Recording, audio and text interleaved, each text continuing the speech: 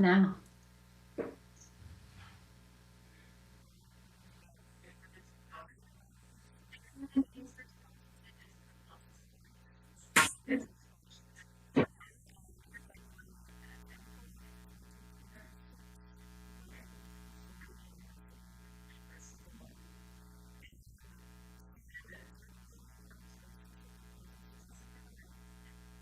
Hello.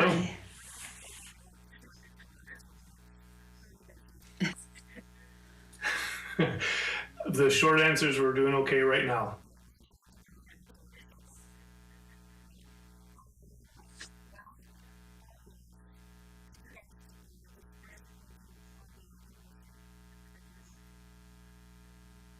Well, the churches came together like each year. They fast this day and pray in unison. There's different things across the country that people come out to recognize the day of the full scale invasion. So it looks a little bit different all around the country.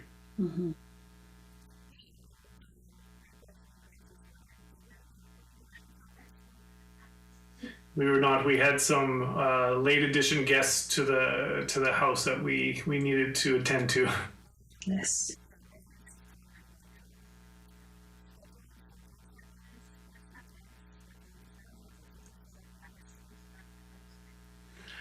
We just have a chaplain and two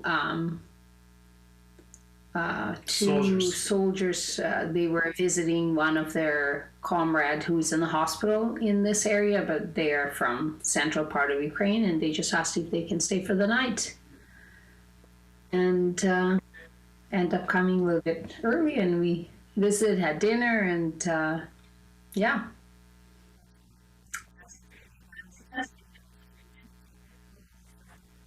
Yes.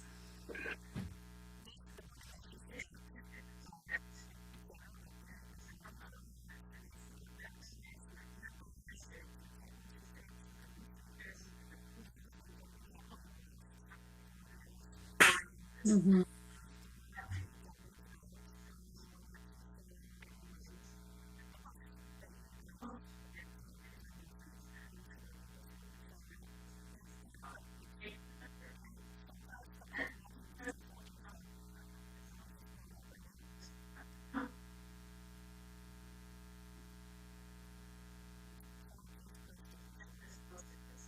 It's been 4 years since the full-scale invasion here in Ukraine. My wife and I, Mary, work for an organization called Hungry for Life International. We had been working in Ukraine, facilitating projects and direct engagements from groups in Canada for about 19 years.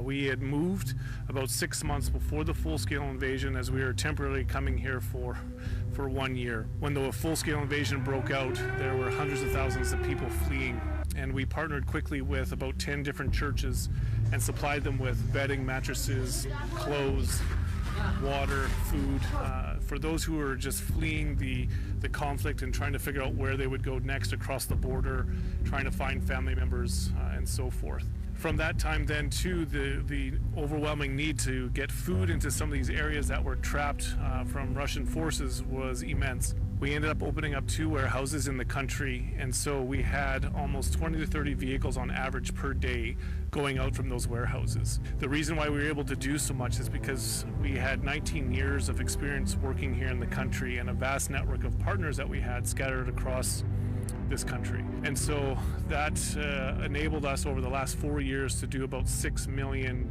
pounds of food to be distributed to people.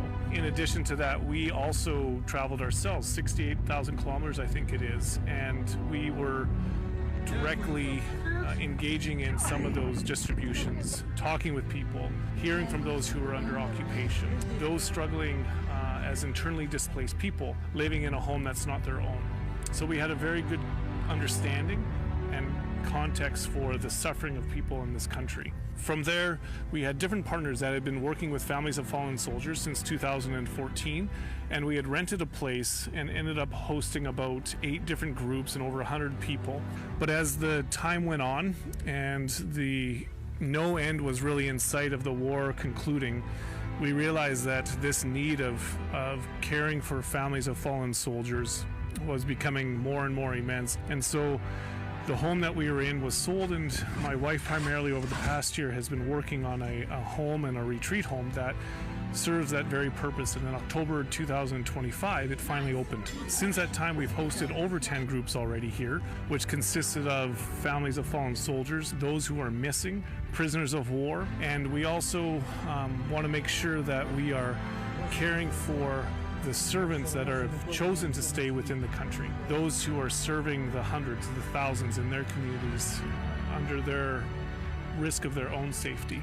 So that is a main area of focus, in addition to once a month doing chaplain excursions out to the east side of the country, working in stabilization centers with the soldiers that are coming from the front lines, serving them, medical staff, and civilians, as Russia doesn't discriminate against who they're hitting. And so that's some of the, in a very brief summary of the things that we've been doing over the past 4 years.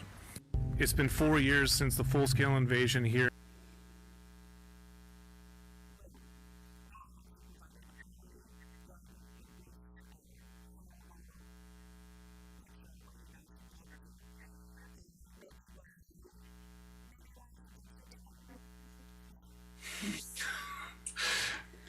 Yes. Yep. Yeah, she did. Yeah, she put it together for us.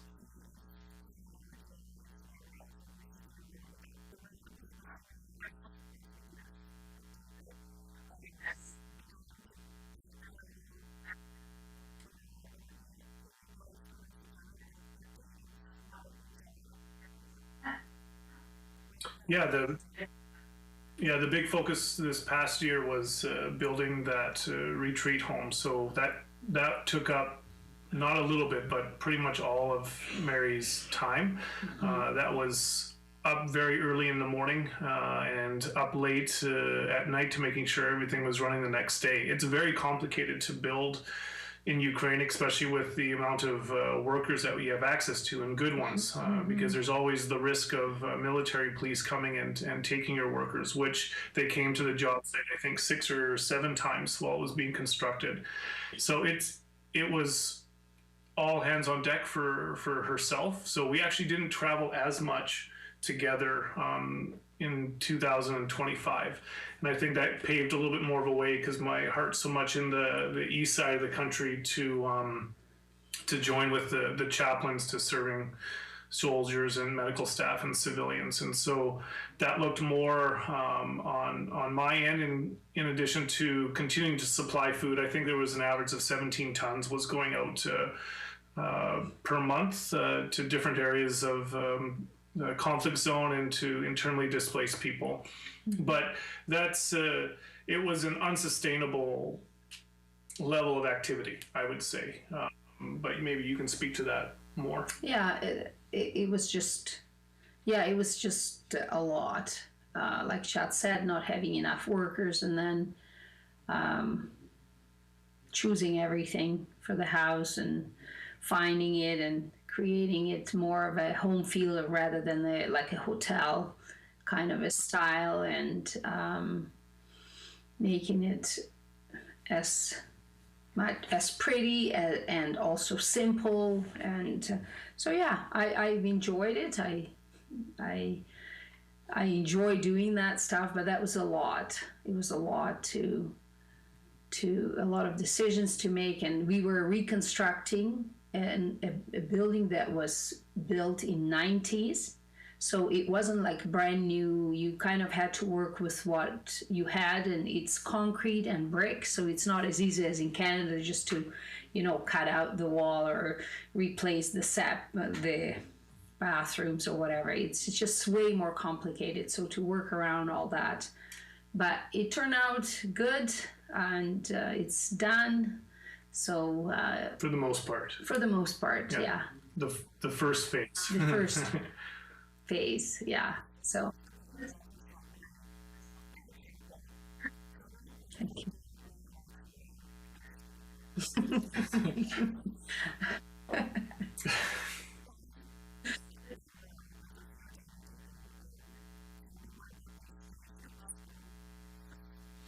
Well, the next phase, like the downstairs isn't fully complete, and we want to build The basement. the basement of it, because this home regularly was flooded in the basement. But the Mary's added these pumps to making sure that the water's continually being pumped out, so that there wouldn't be any flooding. And we wanted to make sure after one full year of all the seasons that there wouldn't be any issue before we started finishing it. But we do need a room for the kids that come.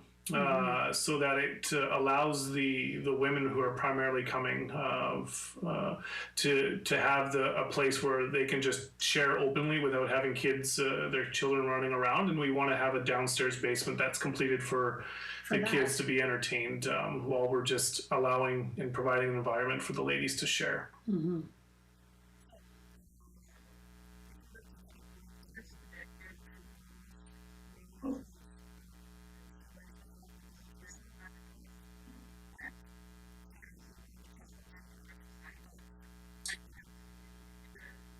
Yeah. Yeah, we intermingle. Like Yeah. Mary came on with the very first chaplaincy trip with me, and I help out at the retreat house, like driving groups to different places, Yeah. Helping to serve, to clean up, and so forth. But yeah, Mary's primarily with the scheduling, coordinating with the different groups when they come in. That's her responsibility, and mine is more on the chaplaincy side. And I would say Mary's still is more of like where food is being distributed and where it's going to. That still falls under her job role too. We still do provide food supplies and stuff, so we already went this her phone year. is the one that's going off all the time. Mine does not go off all the time. Yeah. Oh, she's got a yes. Well, we still, do a lot of, yeah. Okay.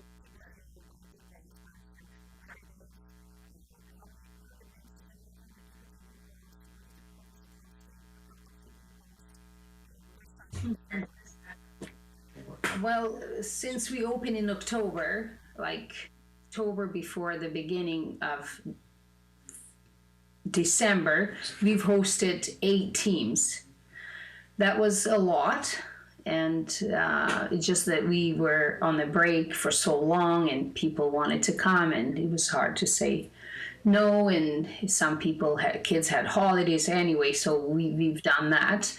And then we decided, as of 2026, we've decided in December we're just going to do 2 teams a month, because it's a lot of work when you host.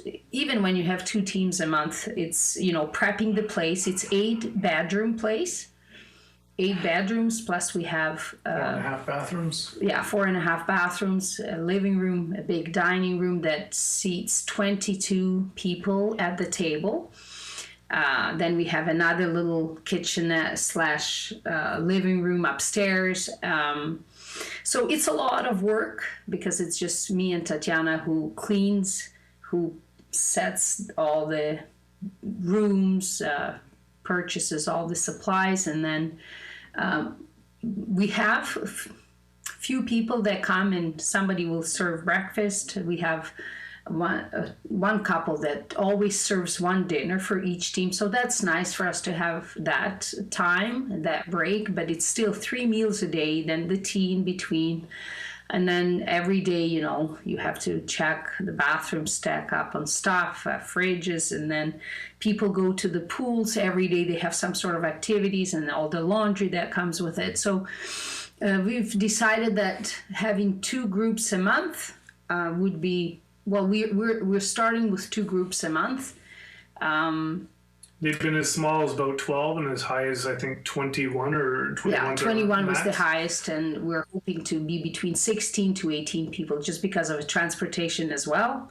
We only have 1 van, which is 8 passengers plus a driver, and then 2 vehicles. So we kind of have to look into all of that, take all that into consideration, as we have to travel, bringing them to places which, again, not many men are willing to travel out of the town or out of the cities because of the military police. So we have to take all those things into consideration. Often it's all three of us. Chad is driving one vehicle, and I and Tatiana, in order for us to get people places. So we have to kind of look in all that too. But People come from for a minimum of like 3 days. We've had groups come for, and like the longest one was the most recent one, 5 or 6 days. 6 days. Yeah. So that's about the time frame anywhere in between there, depending on the partner that's bringing them. So yeah. I mean, it takes a few days prior to team arriving to get all the place ready, and then while teams are here, our work days are a bit long because we start around 7:30 and we come home about midnight. So we don't have a regular. So it seems like two teams a month seems like not very much, but our work days are very long.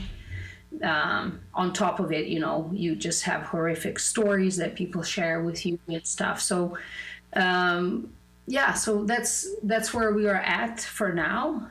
Just 2 groups a month, and then in between we've already done 2 trips with Chat, so we also want to have room for trips to visit our partners that are closer to the front line, to encourage them as well and see how the projects are doing. So for now we've figured out that 2 groups, and then it gives us a space also to travel. So that's where we are at.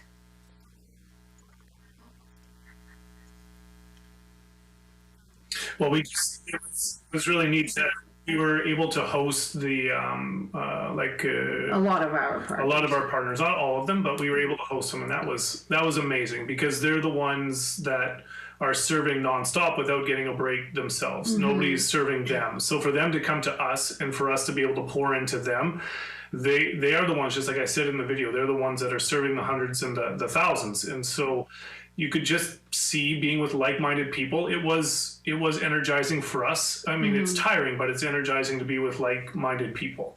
How are they doing? I think everybody's in the same. We talked about it. We ran off the first 6 months to a year off of adrenaline, and then that stopped, and we kept pushing, and now we're still moving, but we're just not moving very quickly because we just can't. But I just, like I was saying to them and even to myself, don't worry so much about the pace. It's just make sure that you continue to keep moving. The key is that you continue to keep moving within the capacity that you do have, because there is a level of exhaustion. We have it. Everybody else has it. Everybody has their own situations to deal with, whether they're potentially being taken into military or their sons are, or whatever it might be. There's a lot of stresses for them. So it's hard. Like, there's no sugarcoating it. It's very hard for our partners to be where they are and where they're serving, but they've chosen to do so. And in their case, in partners' case, they have air alarms going off all the time because they're so close. They have drones flying, bombs exploding.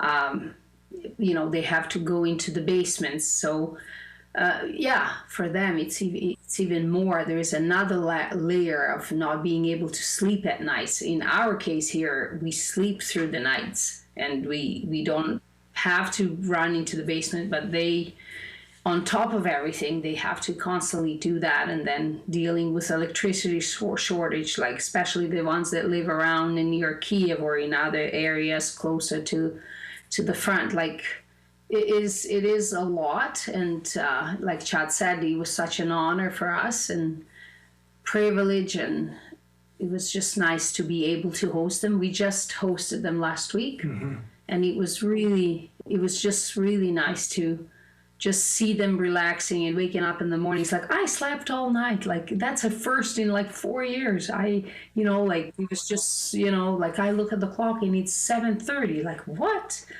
It was just so nice to see them smiling and rested, and it was just good.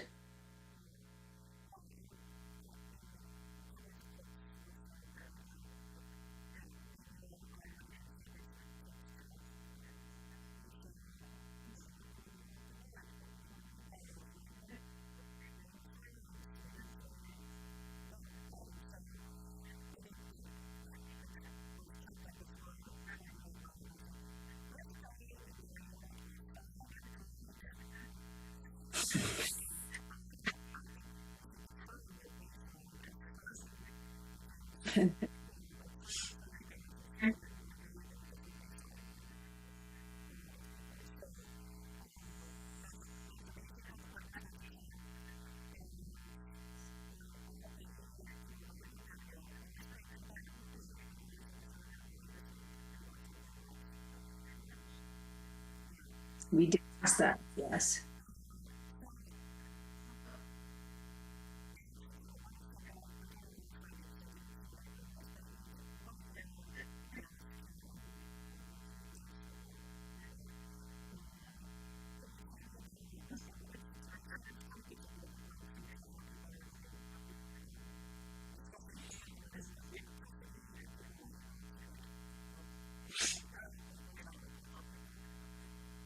Yeah, it's just to give a like a precursor to that. We ended up traveling up to Kiev, and I know I'm saying it wrong. Yeah, you said it right. Okay, good. Kyiv. I have a terrible accent.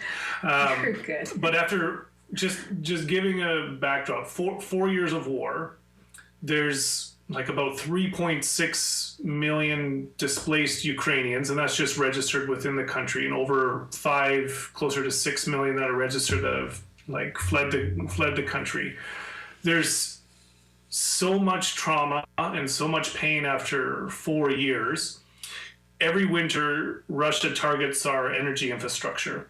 And this has been one of the worst winters that, well, for sure since the full-scale invasion in terms of how cold it's been.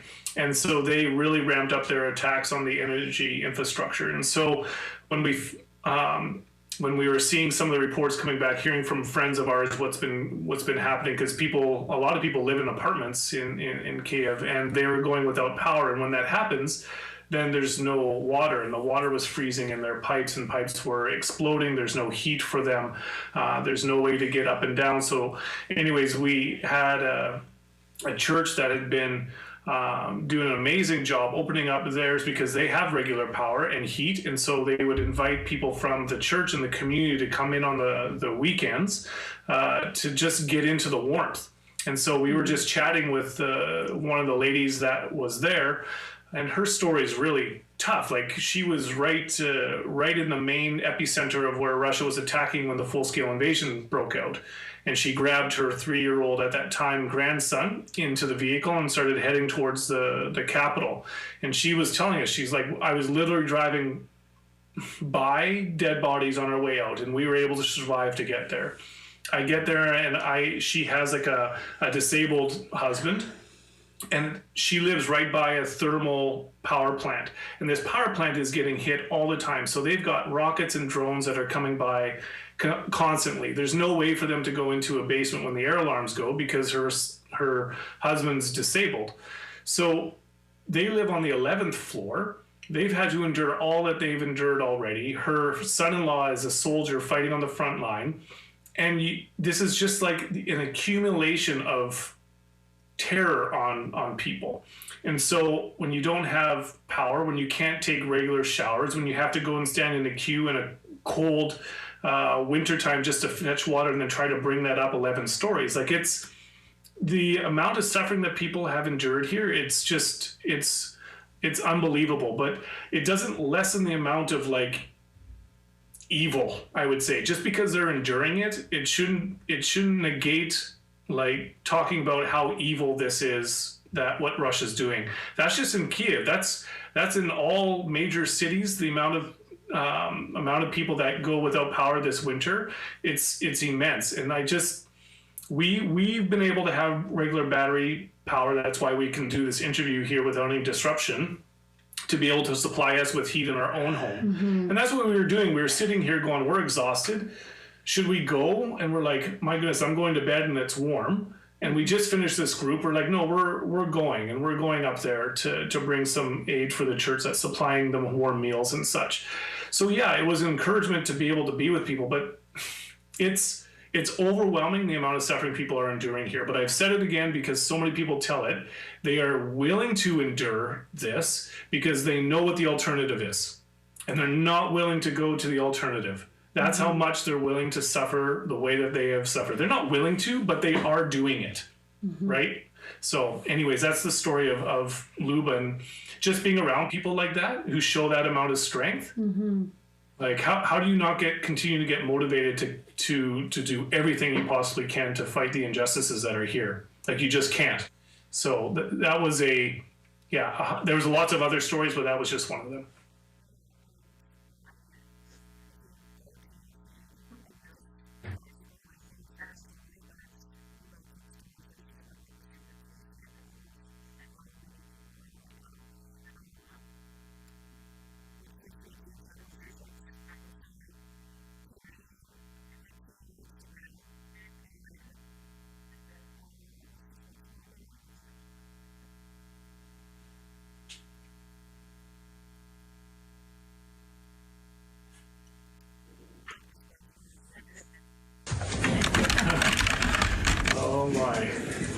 I don't know if I would use the word love.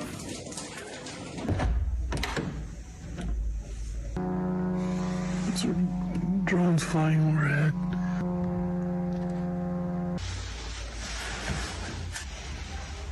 Слухайте, тут вони зробили чи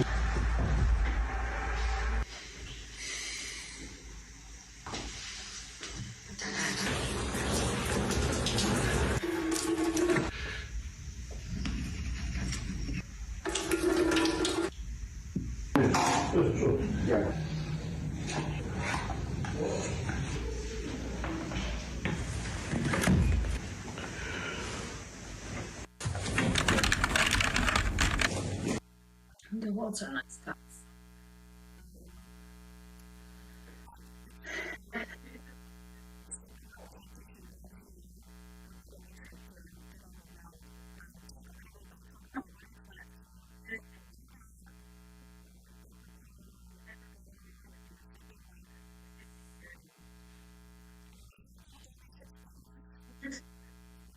Sure.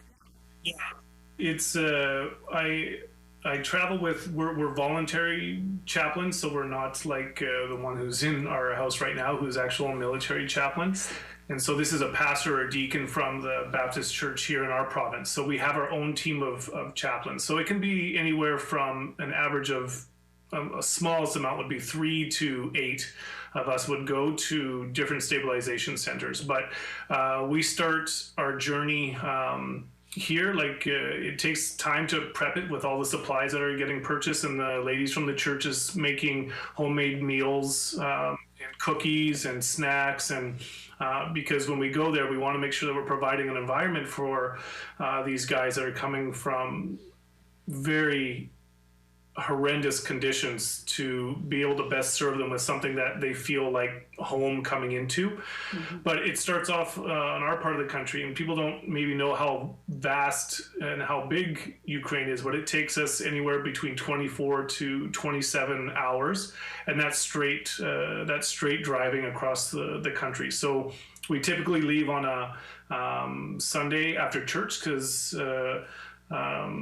so we can maximize the amount of time we spend in the East, and we travel all the way through. I do a part of the driving now, so I've worked my way up the hierarchy to be allowed to drive, and so yeah. But honestly, I think I probably have more kilometers and know more of the roads than a lot of them already, just because of how much we've traveled.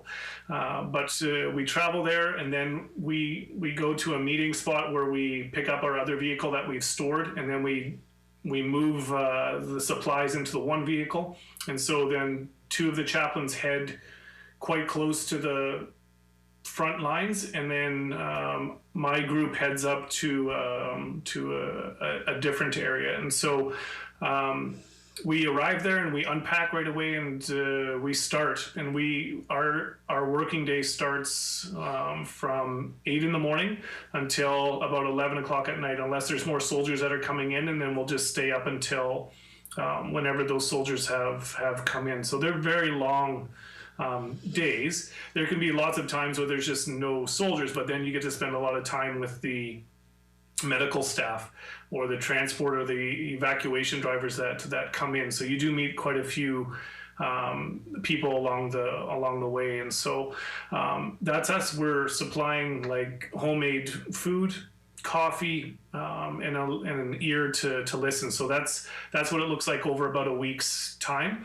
The guys that I travel with, a lot of them are actually from the East that have been displaced themselves.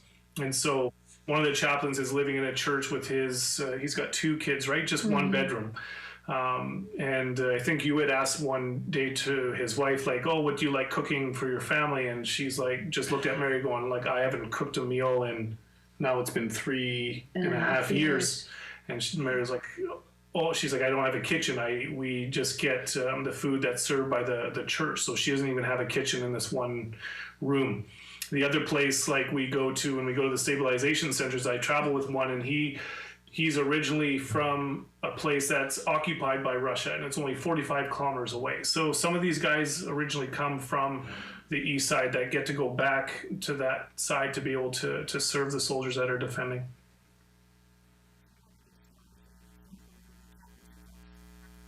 Oh, there's unlimited stories. I would say it's just like the movies, but we haven't had movies that have a whole lot of like drones. But you'll have a group of guys coming in that are just sitting and they're very quiet and they're eating, and then you just start asking them a few different questions, and he just like, you know what we just came out of? And I'm like, no. And he's like, you want me to show you? And I'm like, sure. So he gets a video out. He's taken a video of a 1,000-kilogram bomb hit just outside the house that they were in. The house was completely flattened on itself. I'm like, how did you get out? He's like, we were buried in that basement and we were able to actually dig ourselves like out of that basement.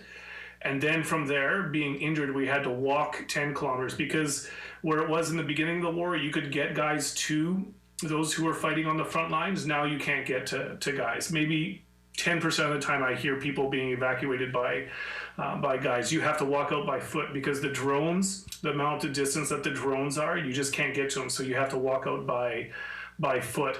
And so you're sitting with these guys and they're there and we're like, how are you still alive? And they're like, I have no idea how we're still alive. And then you can actually speak into that going like, praise God that you are, like, you should not be sitting here right now.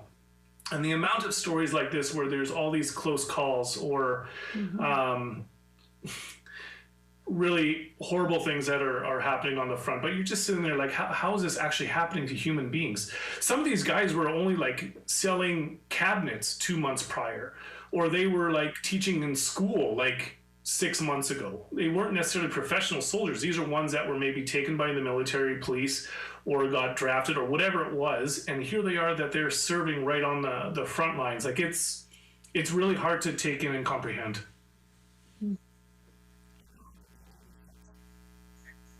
I do it every 3 weeks. No, I go every 3 weeks we go.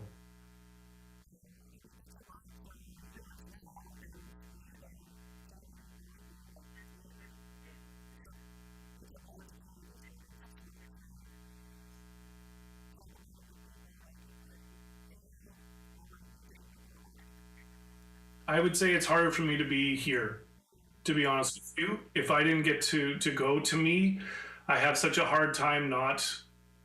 And again, I work for a humanitarian aid organization, but the amount of horrors that I've heard inflicted and seen firsthand from people and seen it myself, like you just want to fight. But this is my way that I can help contribute, being a foreigner that's chosen to stay in the country, to travel where it's dangerous and to go where the soldiers are and where medical staff are. Mm-hmm. It's the closest thing I can do to maximize what I can do. I don't have any military training, but I can go there and serve them in this way. And so I look forward each time to go. And yes, it is exhausting. And when I come back, yeah, sometimes it's harder to process the things, and it takes a little while to catch up on sleep for one thing, but then to process the things that you've heard, because they're really bad.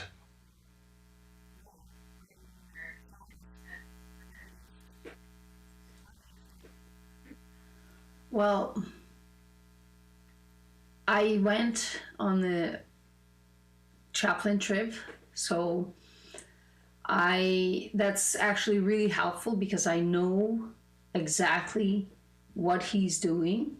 I know the impact it has on a medical staff. Like, when I went, I mean, you have these young doctors and nurses that are like under 30, and they're doing this amputations, and they're just 24/7, trying to save the life of the injured. And the smile on their face and the excitement when they see you with a coffee machine and they can actually have a latte, or you are just somebody that is not a staff that just came to visit and they can just sit and chat with you about whatever. And just to see actually the civilian from so far coming, that's also, for them, it's such a big deal for some reason, because that's their base, that they can't just go and walk out and go travel in the towns or whatever, because this is where they are supposed to be. That's where their mission is. And just yeah, just to know the impact it has on them. Oh, and actually, what was even more crazier, we went to visit wounded soldiers in the hospital. And as we were caroling all these Christmas songs, one of the guys looks at Chad and he goes, I met you before. And then he tells me, I met him before. I'm like, you did? And I'm thinking he's probably just has concussion, whatever, right? And he's like, no, I met him before. He was in one of the stabilization centers where I came in. I guarantee you that was him. And then he started talking to Chad, were you there? And yes, Chad even had a picture of him. So the excitement on his face and just that he made it and he's now here and, yeah, makes me feel good that he goes. I mean, I will be honest, I don't sleep as good. I think I'm not worried, but I think it's automatic that you go to bed and it doesn't seem like you're worried, but I do wake up more often at night. And then, of course, I right away check what was hit, where the drone or missile hit, just to see if it's not in the area where he is or if it's close or however.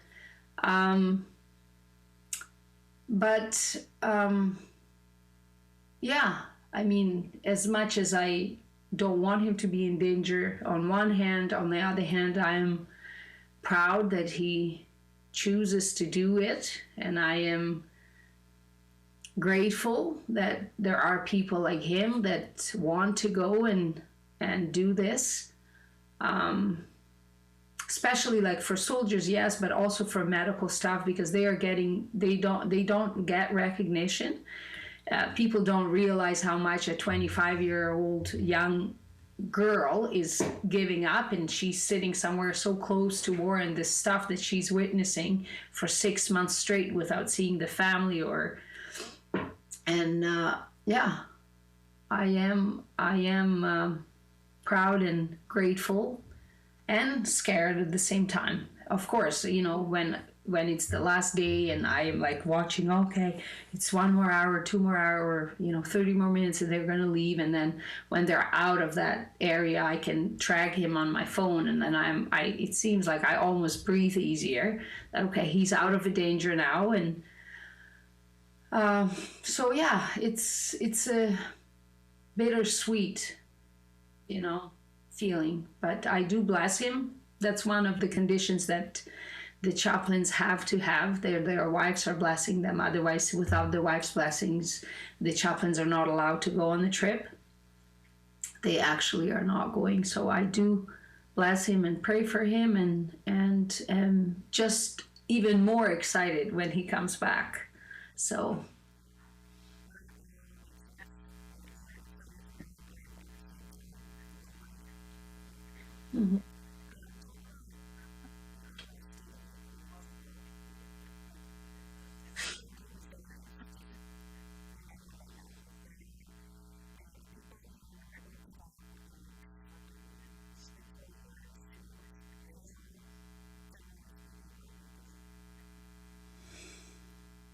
It's terrible.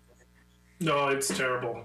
Like I'm not putting rose glasses on for it for people. It's the, I mean, we could spend the whole time just talking about how difficult it is having your kids go to school, and then every time the air siren comes on, they have to go to a bomb shelter, or those cities that are closer to the Russian border that they have their school in the subway, or kids are not even going to school because they're right in the conflict zone, and there's not stable internet, and so I mean that's just talking about the kids, the parents who are still trying to get their children back, who were taken in the beginning part of the invasion, because there's still close to 20,000 of them that Russia has taken into their country.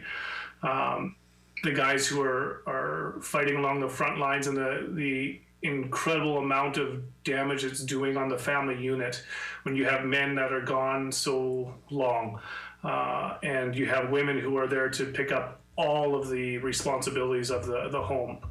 And when men are coming home after 6 months for maybe a week or so, I mean, a lot of guys are just not there. How do you transform where you just came from and then jump into life, and then you have to go back again?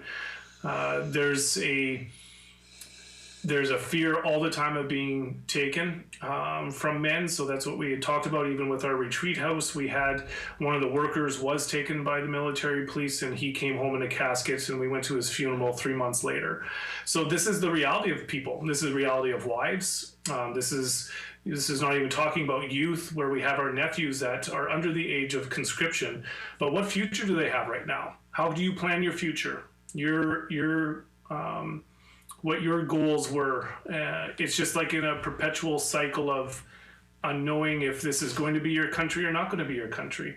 Then you have those who are closer to the front lines. Russia is creeping closer and closer each and every day. And so more people are being evacuated. That's more people living in schools or medical centers or dormitories that are not living in their own homes. Like, it's just a huge weight on the country. Like, it is really overwhelming. And we haven't even talked about, like, the whole country there's about 5,000 drones in a month. We're talking about those big ones that get flown into the country and it can reach anywhere. Yeah. Then you have the ballistic missiles, which they average about 150 a month, that they can attack from anywhere and hit very quickly. And so you always have this, like, you know, people are a lot more used to it, that the air sirens, but the threat is real. People are dying every single day.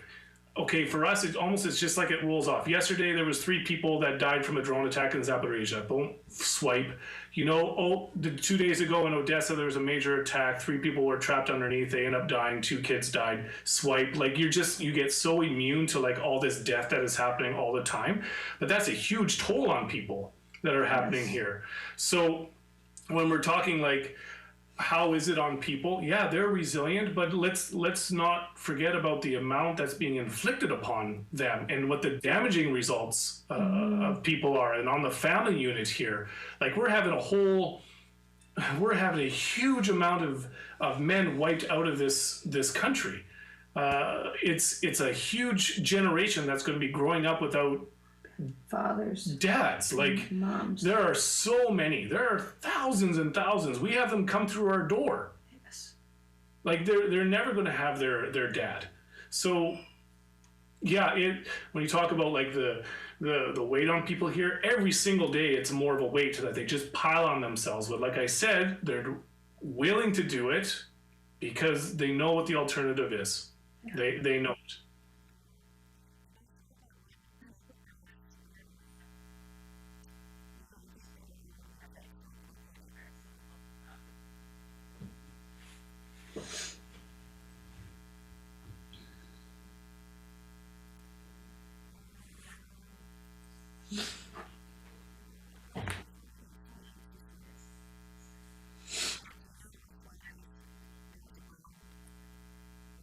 You have to go down, down, down. Oh yeah. And again, just coming through another city, and Russia hits with another rocket. Every single day is like this in different cities across the country.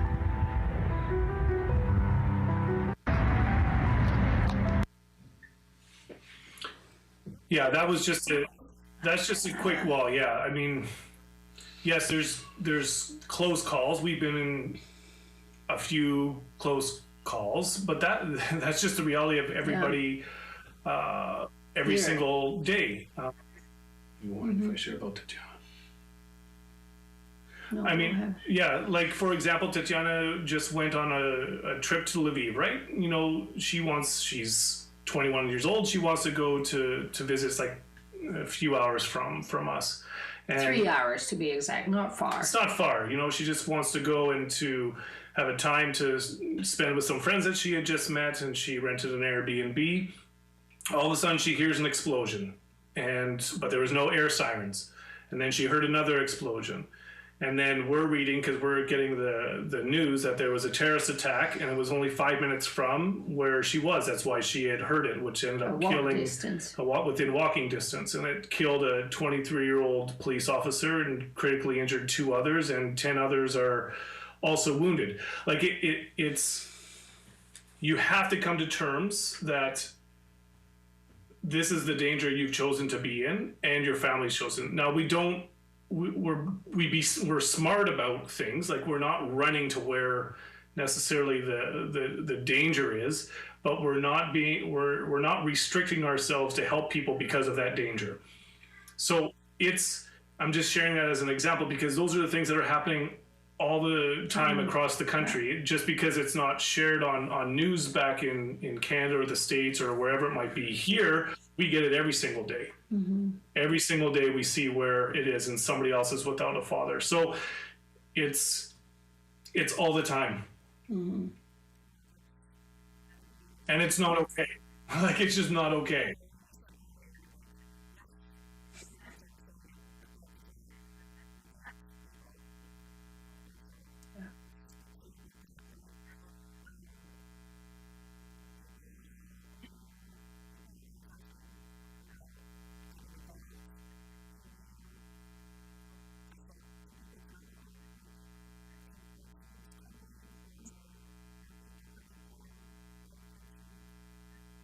Yeah, we had such an amazing contingent of people in and around where we live in the Fraser Valley there that had been involved in Ukraine for all those 19 years. So when the war started, it's like, okay, they can no longer come to Ukraine because most of the projects and the partners that they were working with were on the east side. But one of the reasons, too, in building this retreat home is that we wanted to also provide an opportunity for those groups and those people who have been involved to be able to be involved on this level, to come and to help serve people. So yes, we've had smaller teams come because we understand it. It's scary when we're used to it, but it's scary. But that's one of the reasons why we built this home here to do ministry on this side, is that we could also utilize the help that we so desperately need still from people. And so that's one of the ways of getting involved. And I know it's the cliche saying all the time, it's like prayer is one of those things that we need. I am telling you, we need those. We struggle all the time. It's a struggle that I've never had in my entire life. I've never had this type of struggle before, and same with her. And we have to somehow still have a relationship together as a couple through this as well too. Like, there's a lot of strain individually, personally, relationally, all of it, because the demand for yourself is high, but you also want to give so much of yourself. So prayer for us is huge. And again, the finances, yes, there was a huge influx of people giving in the very beginning of the war, and totally understand it. And that's helped carry us through up until this day. But really, we do still need the resources to be able to carry out these different projects that we have set in place. So those are ways of being able to help. I'd love to say, yeah, let's get a big group and let's go to the east side of the country, but we just can't. It's really dangerous, and we just can't put other people's lives at risk like that.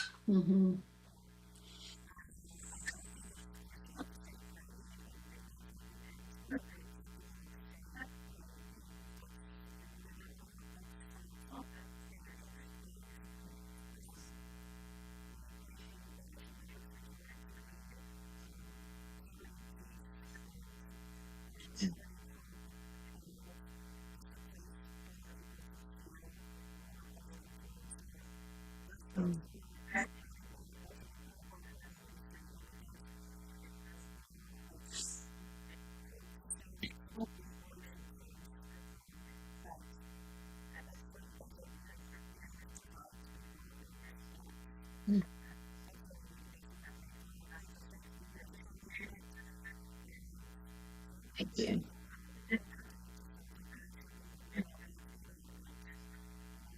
Yes.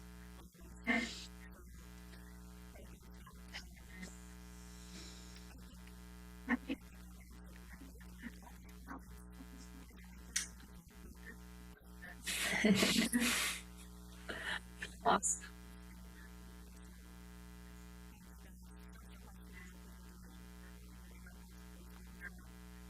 Thank you.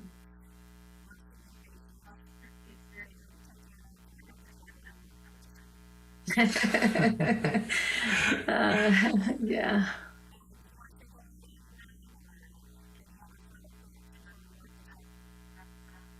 Well, I know probably the people who are watching are probably the ones that are quite invested to us and even have come here and supported us personally or supported the project. And you had just mentioned, please convey like our greetings to those people who are serving. And one of the wonderful privileges that we do get is when we do go to distributions or that we do host these groups, that we do convey to them that this is not, don't see us here. There are hundreds and hundreds of people behind what you see that care for you, and they've given to be able to enable us to be here to be able to support you. So don't, when you're saying thank you to us, there's so many more people that are in behind in what you're doing. And it actually goes so far because people are starting to feel more and more like they're being forgotten, and this is a way for us to reassure them that they are not. And Canadians have been incredible. Yes. Americans too. I mean, yeah, Americans too have been amazing in supporting the help that is needed to deal with the incredible grief that's happening in the country. So that's one of, I guess, the last things to say is we are thankful for you that. and thank you for standing with us.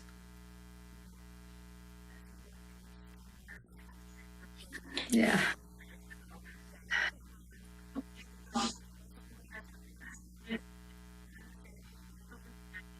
Thank you. Do. Do. Till the next time. Till the next time. Okay, see you, Jess. Bye, everyone. Bye.